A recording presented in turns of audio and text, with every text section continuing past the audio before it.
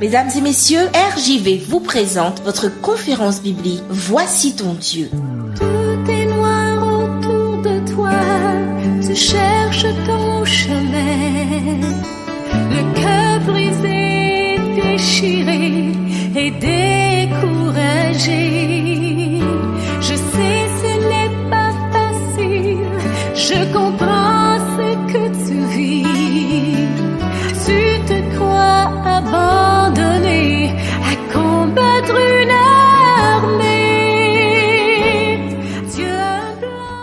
L'évangile de Jean, chapitre 4, versets 13 et 14. Jésus lui répondit, « Quiconque boit de cette eau aura encore soif.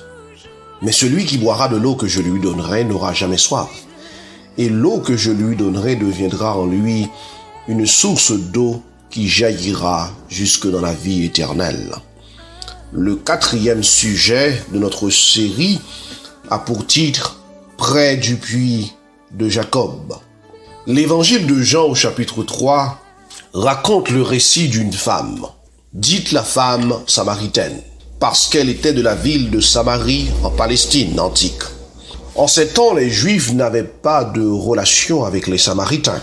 Et le fait que Jésus ait décidé de passer par le territoire de Samarie pour se rendre en Galilée, alors qu'il lui-même il était juif, interpelle sur le véritable motif de celui qui allait de lieu en lieu prêchant la bonne nouvelle sans tenir compte des barrières ethniques, de divisions qui séparaient la société de l'époque.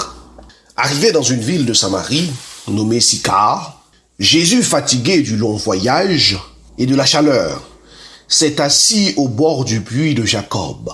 Il était midi lorsqu'une femme de Samarie vint puiser de l'eau. Mais à sa grande surprise, elle trouva qu'il y avait déjà quelqu'un assis au bord du puits. Cherchant à fuir le regard des habitants du village, elle venait chaque jour à cette heure, midi, pour puiser de l'eau. Un fait qui semble défier la logique des choses. Un paradoxe compte tenu du contexte climatique de Samarie à cette époque. Jésus alors rétablit la conversation en demandant à cette femme à boire. Elle lui répondit, « Comment étant juif, tu me parles, moi qui suis une femme samaritaine ?» Pensant qu'il s'agissait d'un homme juif ordinaire, Jésus continue la conversation en lui disant, « Si tu connaissais le don de Dieu, et qui est celui qui te dit « Donnez-moi à boire », tu lui aurais toi-même demandé à boire et il t'aurait donné de l'eau vive. » Mais évidemment, la femme n'a pas compris que Jésus était en train de donner à la conversation une dimension spirituelle. Jésus, en disant à la femme qu'il lui donnera de l'eau vive, fait référence à lui-même.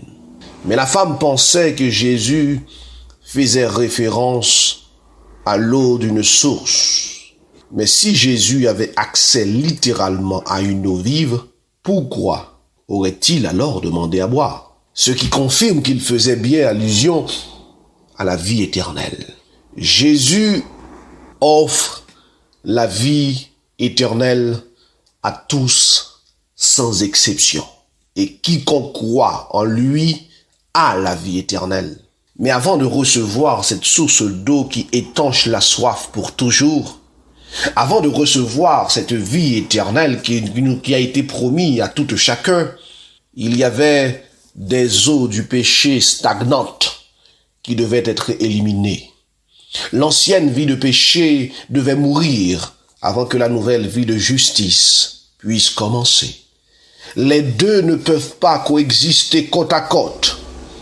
Le péché et la vie et la justice ne peuvent pas coexister côte à côte. Jésus invita donc la femme samaritaine à confesser ses secrets et ses péchés.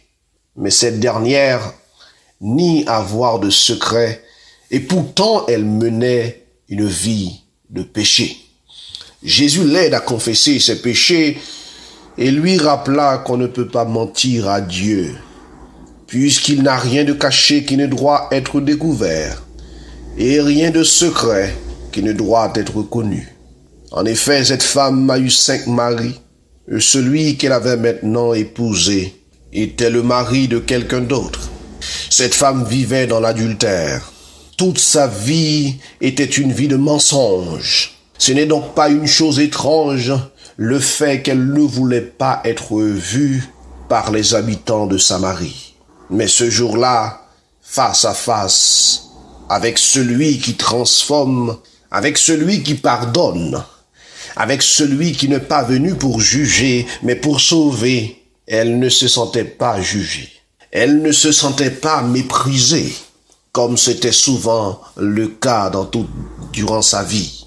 Sa rencontre avec le Fils de Dieu, sa rencontre avec celui qui s'appelait le Messie, lui avait permis de prendre conscience de sa véritable valeur en tant que femme et fille de Dieu. Cette femme avait expérimenté une guérison émotionnelle et spirituelle parce qu'elle avait été pardonnée par celui seul qui est capable de pardonner les péchés et donner un sens à notre vie. Jésus-Christ, l'envoyé de Dieu.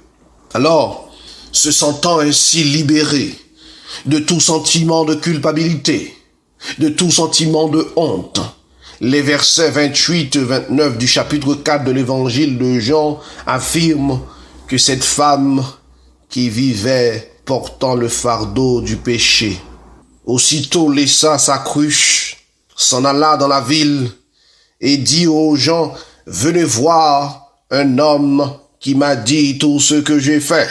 Ne serait-ce pas le Christ? Venez voir un homme qui m'a dit tout ce que je fais. Ne serait-ce pas le Christ? » Elle avait quelque chose à raconter parce qu'elle avait rencontré celui qui avait donné un sens désormais à sa vie. Avant, elle n'avait absolument rien à raconter. Elle était toute seule. Elle se cachait. Mais aujourd'hui, après avoir expérimenté une transformation, maintenant, elle était devenue un instrument de transformation pour les autres. C'est pourquoi elle laissa à l'instant même sa cruche et elle alla dans le village, et dit aux Samaritains, « Venez voir un homme qui m'a dit tout ce que je fais, ne serait-ce pas le Christ ?» Chers amis, Jésus n'attend qu'une chose, rencontrer chaque pécheur. Parce que lui seul peut transformer la tristesse en joie. Il se peut que tu sois comme cette femme samaritaine, ayant une réputation noircie par tes nombreuses erreurs. Mais la bonne nouvelle est que Jésus passe par l'avenue de ton cœur aujourd'hui. Laisse-le entrer. Il veut te rendre ta dignité, ton honneur, parce que tu n'es pas n'importe qui. Indépendamment de la façon dont les autres t'ont traité jusqu'ici, aux yeux de Dieu, tu as de la valeur et tu as du prix à ses yeux, parce que tu es sa fille, tu es son fils, tu es une fille, un fils de Dieu. Jésus a tout fait pour que tu aies la vie éternelle. Alors ne perds pas cette opportunité. Aujourd'hui, c'est le jour du salut. À l'instar de la femme samaritaine, tu peux expérimenter une transformation radicale dans ta vie. Prions ensemble. Éternel Dieu 3 fois saint, à travers des rencontres, des hommes et des femmes ont expérimenté ce changement et cette transformation dont le cœur a besoin. Il n'y a que Christ qui puisse apporter, Seigneur, cette transformation, ce changement. Permets que chaque homme et chaque femme qui écoute puisse prendre conscience de qu'ils ont besoin de cette rencontre avec toi. Et que, Seigneur, leur cœur soit rempli de paix, de tranquillité, de pardon. Que le sang de Jésus-Christ lave leurs péchés et qu'ils soient sauvés au nom de Jésus-Christ et pour ta gloire. Amen. Tout est noir autour de toi, tu cherches ton chemin. C'était votre conférence biblique Voici ton Dieu. Si vous avez besoin d'un éclairage, si vous voulez connaître davantage, si vous avez une question, l'équipe Voici ton Dieu est à votre disposition. N'hésitez pas à nous contacter par WhatsApp ou SMS au 06 94 233 352 06 94 233 352 ou alors par mail à evangiledevie.bible évangile-de-vie.bible@gmail.com, évangile-de-vie.bible@gmail.com. Nous vous remercions de votre écoute et à bientôt sur RJV. Prends sa main.